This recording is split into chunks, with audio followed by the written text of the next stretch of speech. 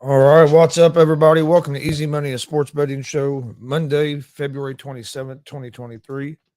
And it's hard to believe this month's already almost over. Uh, I'm Chris Gonzalez, joined by Tony Gonzalez. How's it going? I'm going pretty good. Let's see. I went what was it, 3-2? Yeah, I went 3-2 on Friday. I went 6-3. Okay. Not too bad. Didn't hit any of my parlays. I was 2-1 on all of them. So both of us had decent days. Hey, how's it going, Don? Hey, Glenn. Oh, wrong button. Hey, how's it going, Don? Yep, how's it going, Glenn?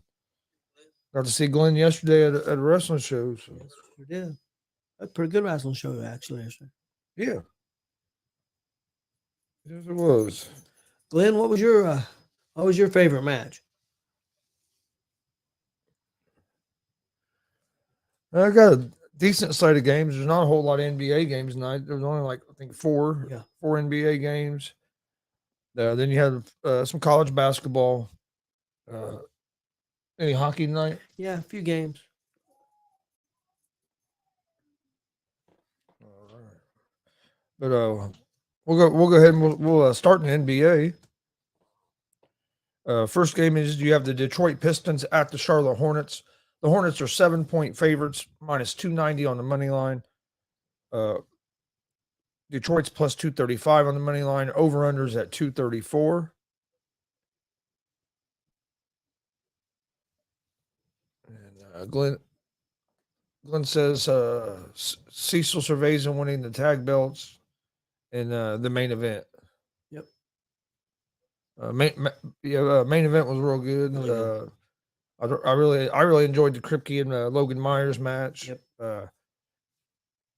It was awesome. It was awesome seeing being there to see Cecil and Tyler Scott win the tag belts because I don't think a lot of people saw that coming. So that was pretty cool as well. Yeah, that was.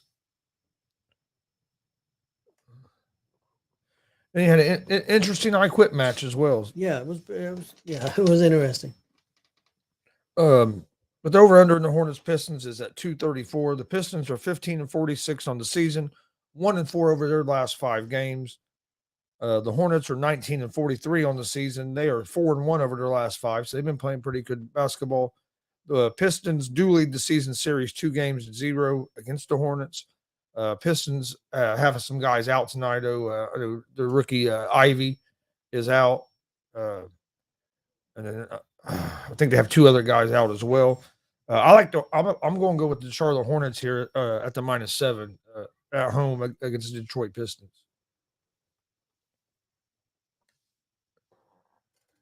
See, Glenn says Cecil has been working his ass off to get back in the ring and everything after going through his injury. It was awesome. Yep. Yeah, I agree. All right, next game is going to be the Miami Heat at the Philadelphia 76ers. The Sixers are 6-point favorites at home, minus 225 on the money line.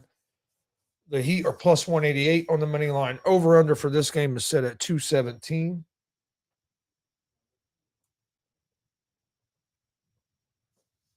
The Heat are 32-29 on the season, 1-4 over their last 5. They will have no Tyler Hero or Kyle Lowry tonight. They're both out. Sixers are 39-20 on the season, 4-1 over their last 5 games. I like the 76ers here at home at the -6. They've been playing good basketball, and with the Heat dealing with some injury, especially with Hero, that's a big loss for them. Not having a Hero in the lineup, so I'm going to go with the 76ers at the -6. Then we have the Boston Celtics at the New York Knicks. Celtics are 2.5-point favorites. They're minus 138 on the money line. The Knicks are plus 118 on the money line. Over unders at 223.5. Celtics are 44-17 on the season, 4-1 over their last 5 games. The Knicks are 35-27 on the season. They are 5-0 over their last 5 games. These teams are tied. Season series is tied 1 game apiece. I like the Celtics in this game at the -2.5. Celtics have been one of the best teams in the NBA the whole season. I'm trusting them over the Knicks basically just because they're more consistent than the Knicks. Knicks are a better team this year than what they have been, but I think the Celtics are just too deep and going to be a little too much for them. So I like the Celtics at the -2.5. And then last game in the NBA tonight, you have the Orlando Magic at the New Orleans Pelicans. Pelicans are 4-point favorites, -178 on the money line. The Magic are +150 on the money line. Over-unders at 227. The Magic are 25-36 on the season, 2-3 over their last 5 games. Pelicans are 30-31 on the season. They're 1-4 over their last 5. The Magic do lead the season series 1-0.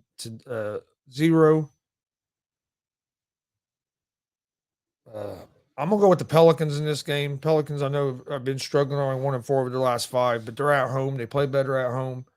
The Magic are a young team, still trying to find their way as well. So I'm gonna go with the Pelicans at the -4. That's all the NBA games tonight. So I'm gonna since there's only 4 games, I'm gonna give a pick out for every game. So I'm gonna go with the Hornets at the -7, 76ers at the -6, Celtics at the -2.5, and the Pelicans at the -4. That's going to be my picks in the NBA for today. Okay, my NBA parlay for tonight. I took Boston money line win at the Knicks. I got Miami at Philadelphia. I'll take Philadelphia -6, and I got Orlando at New Orleans. I'll take the Pelicans -4. So that's my parlay for the NBA. I'll go ahead and give out my NHL real quick while you're getting ready for your college basketball. I've got Boston money line win at Edmonton. I've got Vancouver at Dallas. I'll take Dallas money line win, and I got the Blackhawks money line win at Anaheim.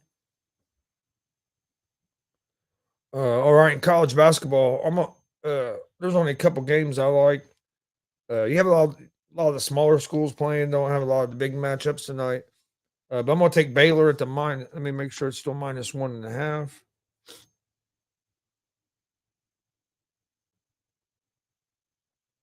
Yes. You got number 7 Baylor at Oklahoma State. Baylor is a 1.5 point favorite, -113 on the money line. Over-unders at 141.5. Oklahoma State is -106 on the money line. I like Baylor here at the -1.5. I think they're going to be a little too much for Oklahoma State. And then I'm going to take Iowa State at home. They are playing West Virginia.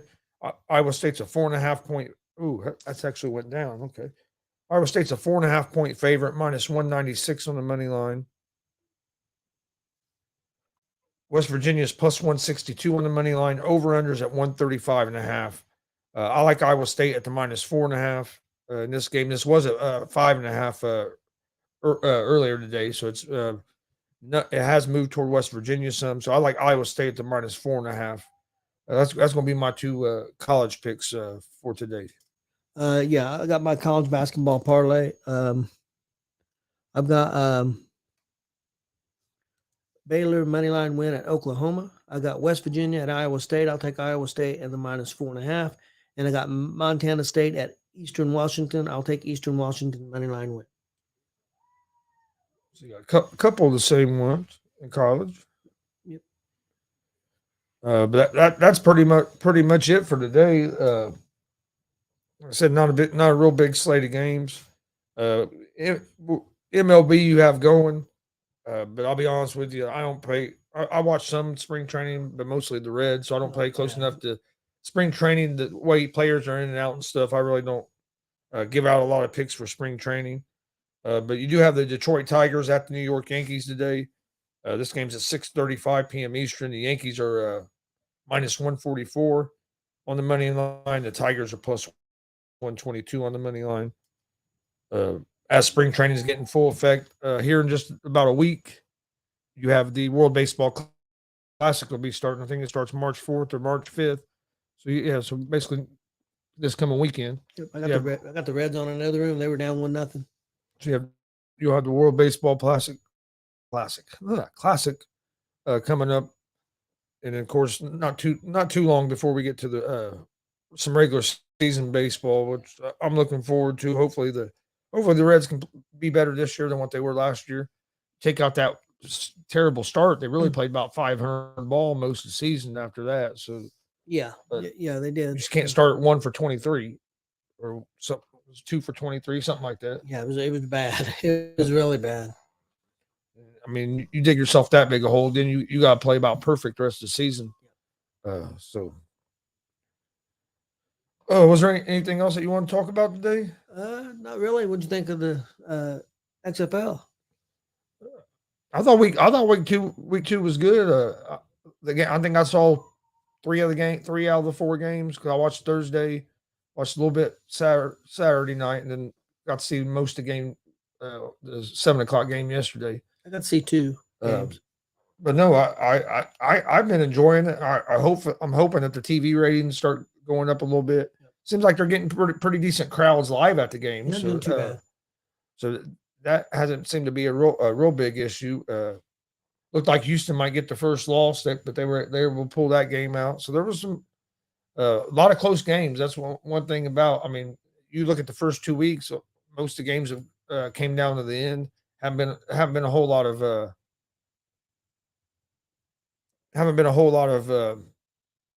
blowouts. I mean, you had that one game, Houston won pretty big their first game, 34-12 or something. But other than that, most of the games have came down to the end. So and I like the more I watch it, some of the different rules. I even think I like them a little bit more Yeah, as I get used to watching it. So I think I've enjoyed it so far. heard on the afternoon blitz, I heard Jay McLovin complaining about the rule or the kickoff rule. I think you have to watch it. I think when somebody explains it to you, I think it does sound kind of like what the hell. But I think when you watch it and see how it works, I think it grows on you a little bit. Because at first I didn't care for it, but now that when they first explained it, but now that I've seen it, you do get more returns. So I mean, I think it's something that kind of grows on you as you watch it and get used to it. But it's when somebody explains it to you, it does sound kind of. I think it does sound kind of messed up. I really like that the extra point rule. Yeah, I like it being able to go for 1, 2, or 3. Yeah. I like that, and I like the onside kick thing where you can go for 4th and 15 I like that a lot. at your own 25. I like that a lot. I like that. And if you don't get it, the team gets the ball there, and if you get it, you get the ball from where the end of that play. So I do like that. We've seen a couple of them get converted. We've seen a couple not. Yeah. But it gives a team a better chance of converting it and getting the ball back than just the onside kick, which with the new rules, especially in the NFL, with the new onside kick rules, is pretty damn near impossible. You see them every now and then, but you don't see many of them recovered. And I think if you have a way where it's not that it's easy to get, but it's a little more, the percentage of converting it is a little higher. I think that just adds a little more excitement to the end of games. I absolutely love the instant replay rules where they're showing everything, and it takes about 30 seconds. That's one thing I like. Absolutely love that. I wish it's so much quicker than, I mean, you watch an NFL game, be sitting there 2-3 minutes waiting on them to try to figure out. For one, if you're going to have replay and it takes you longer than like 30 seconds to a minute to look at that replay and be able to tell that if the call was right or wrong, the call should stand, because replay is supposed to be for obvious blown calls, not to where it's gotten now, where it's more of let's slow it down in slow motion, pick the play apart. Yeah. And you see that in baseball. Perfect example in baseball: player sliding into second base, hits second base. Umpire calls him safe, but then they go through instant replay and they see that after he hit second base, that his foot might have came off the bag a half a centimeter for 0.2 of a second, and then they call the guy out. That's not what instant replay was supposed to be. It was supposed to be for the obvious blown calls, not to slow the game down and pick everything apart. And I think that's a problem that we've gotten to in the NFL, NBA. If you watch NBA, it seems like a review slows the game down 5 to 10 minutes sometimes. Yep. And you see in baseball, see a lot of these major sports where in the XFL, it's like boom, boom. I mean, hell, most of the time before they even challenge it or the referees ask a question to the booth's already looking at it, and boom, he gets. You got one guy in there, Blandino. He looks at it, gives, and you get to hear the discussion between the two, and hear how he came to his decision. So, yeah, I really do. I really do like the the challenge rule in the XFL. And I would like to see more sports get to that more of a quick model, because that's what it's supposed to be. It's supposed to be a quick look at the play. If it's not something you can look at the play in full speed and say, oh, okay, that's wrong, you probably shouldn't be changing it. I mean, I agree. You're to me, especially if you're worried about the rhythm of the game and how long and the length of the game.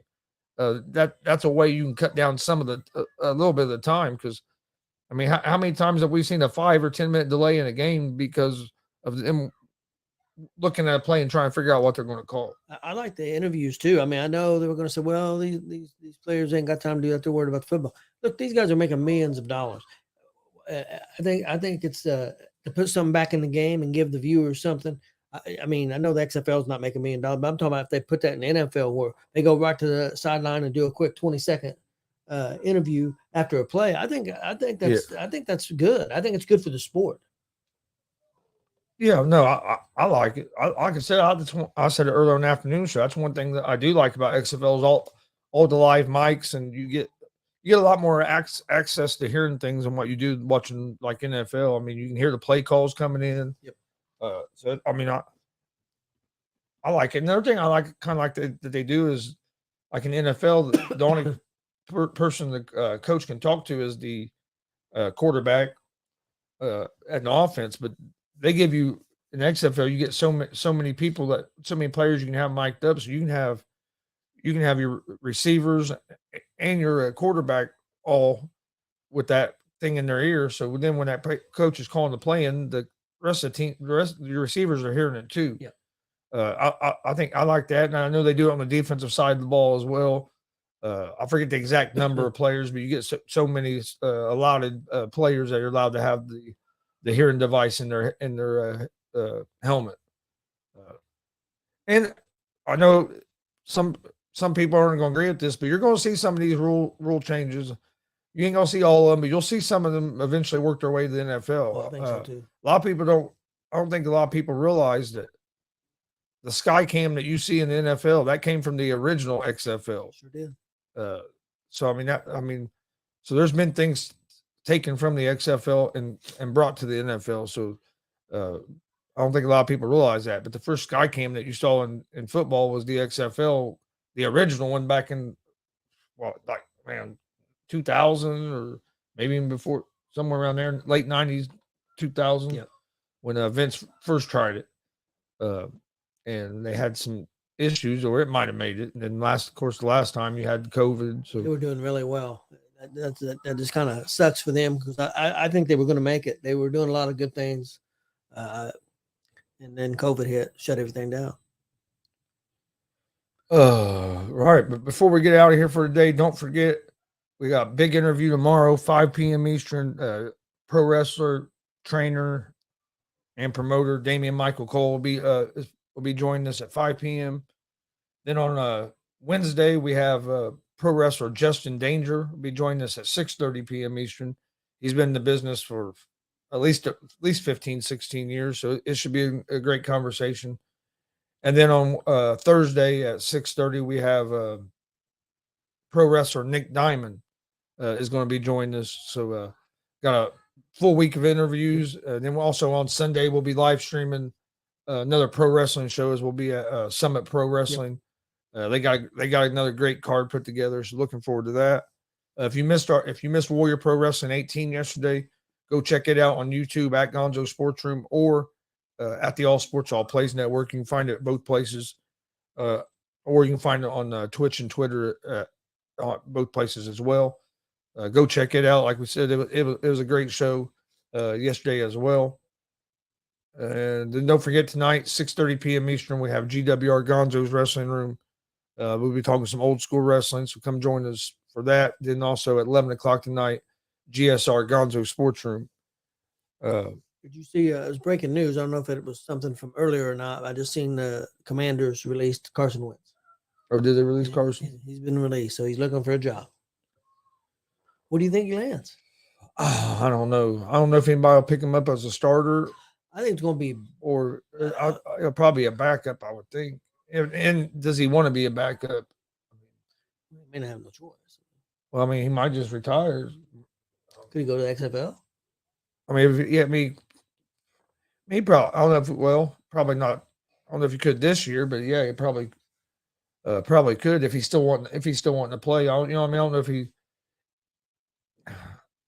Guy seems like a little bit of a weird dude. What teams would be somewhere he could go to at least have an option of maybe being the starter? Right at this point, right now, Carolina. I'm not saying that he would get the starter, but I'm just saying Carolina. Well, that and his relationship with Frank Reich. So. Saints. Maybe the Saints, because unless you're going to go with Winston or Dalton again. I don't see him going with Winston or Dalton. Do you? I'm not saying he's going to any place. I'm just saying somewhere he's got that option to. I mean, there might be a team that might take a chance on him. I would say Carolina would be maybe the strongest just because of his relationship with Frank Reich. What about a backup situation? And I still think Frank Reich thinks that he can win with Carson. What about a backup situation in San Francisco? Now that wouldn't be a bad move as a backup. Another team. If he wants to be, like I said, if that's what he wants to do. Arizona Cardinals. Yeah, because he may be Arizona because they're looking for somebody basically just to fill in until Murray gets back. That would give him a chance to start and prove something. That might be a good fit. Yeah, I don't know if Arizona would think that, but I'm just saying. Or the Arizona. Let me say the Arizona fan base. I should say. But who you gonna get right now? Yeah, I mean, you're not gonna go out and get Lamar Jackson if you're gonna keep Murray. I mean, I'm not saying Lamar Jackson isn't available. I'm just saying who you gonna get if Murray's gonna be your guy. Yeah, if you're gonna get somebody, it's gonna be a gap fill guy like that. Yeah. But Garoppolo ain't been able to stay healthy, so I don't know. And with Wentz, I don't know, man. He'll show flashes, and then there's just other times it's like, what are you doing? But I would say if I had to give a favorite, I would say Carolina, just because of his relationship with Frank Reich. And I don't think Frank wanted to move on from Indianapolis after 1 year. So that wouldn't surprise me a whole lot if maybe they the only thing is he does that. He brings him in, and he's a big bust. That's not a good way to start off your Carolina coaching career. I'm not. No, that's true. But it depends on if you're going to if you can bring anybody else. Yep. No, that's true. Because who would you rather? Well, Carolina. Put this way: who would you rather start if you say you don't get no other free agent, Matt Corral or Carson Wentz? Well, you know what I mean. Well, Carolina's top 10 picks, so a lot of people I'd seen. Yeah, a lot of people think they might take a quarterback. I heard Richardson. I've seen mock drafts, which that don't mean nothing. I've seen that because of what Richardson's abilities and the coach that's coming in with the Colts that Richard Davis were options. But again, I don't think. Do you take Richardson with your fourth pick? Don't you try to move back? Yeah, I don't think you take Richardson at 4 and try to gain another second round pick and take him 8 or 9. Like if you wanted to change with Carolina, take Carolina's 9 pick and pick up another second or third round pick. That would make more sense if you want Richardson. Yeah, which I'm not sold on Richardson. No. I'm not saying I am. To me, what I'd like to see him do, get Carr, find a way to draft Hooker, not with the fourth pick. Maybe even move back in the draft and get more picks where you could get Hooker to be your backup guy for Carr. Let's see. Don said, I'm on Baylor money line. I need one more game. I like Iowa State actually in that game, Don, the WVU game. And that went down to 4.5 on FanDuel. I like Iowa State to minus 4.5. I like Eastern Washington, that money line. Both teams have been pretty successful, but Eastern Carolina is like undefeated at home. and the point spread's pretty close both ways because both teams got a pretty good record. But just Eastern Washington being so good at home. Who is it? East Washington against who? Montana State. Montana State. Both of them's got pretty good records. Yeah, them are the other college games that we're on for tonight, Don. I like I like Baylor a lot, and then I like Iowa State. I think it's going to be a close game. So I mean, I'm not saying it'd be a bad move at West Virginia at the +4.5, but you said Eastern Washington money line, Dad? Yeah. Okay. Yep. He said he likes that one. He's going to look it up. Yeah, he said okay. Eastern Washington's real good. That plays or has been playing real well at home. They're current -1.5 is current. Yeah, so you probably get decent money line at -1, maybe -115, 120 or something. I think it says -110. -110, okay. But I mean, I don't know. That's even better. But yeah, both teams got pretty good records. The thing I liked was them head to head the last 10 times. Eastern Washington's beat them 8 times out of the last 10 head to head. But the records on the year is Montana State's 21-9, Eastern Washington's 22-8, but Eastern Washington's 11-0 at home. On FanDuel, Eastern Washington's they're -1.5 and they're -132 on the money line. Montana's +110 on the money. Montana State's +110 on the money line. So it's pretty close to a pick. Yeah. So I mean, just as being 11-0 at home, I like Eastern Washington. But I mean, it's against the spread at home this year. Eastern Washington's 8-2. All right. Well, we appreciate everybody watching. We'll be back tomorrow at 1 p.m. Eastern, or 3 p.m. Eastern with another episode of Easy Money. Frankie, thank God the weekend is over. I miss seeing that special face. Oh, Lord. But what's he think? Is he talking about Jay? Is Jay his dad or his grandpa? I forget. I forget. Man. But my picks are 119 and 109 on the year. I was 3-2 on Friday. Today's picks are Hornets -7, 76ers -6, Celtics at the -2.5, Pelicans -4, and then in college basketball, I'm going to take Baylor at the -1.5, and I'm going to take Iowa State at the -4.5. So I see Eastern Washington -2. I like the money line better. I'm going to roll with that. Thanks, fellas. No problem. And Frankie said I'm talking about sexy Tony Gonzalez. You didn't have to read that. But like I said, join us tonight, 6:30 p.m. Eastern for GWR Gonzo's Wrestling Room. We're going to talk some old school wrestling, talk some Monday Night Wars. Yep. And then also tonight, 11 p.m. Eastern, GSR Gonzo Sports Room. Join us for that. We'll be back tomorrow at 3 p.m. Eastern for another episode of Easy Money, a sports betting show. Hope everybody has a great Monday. Talk to you tomorrow.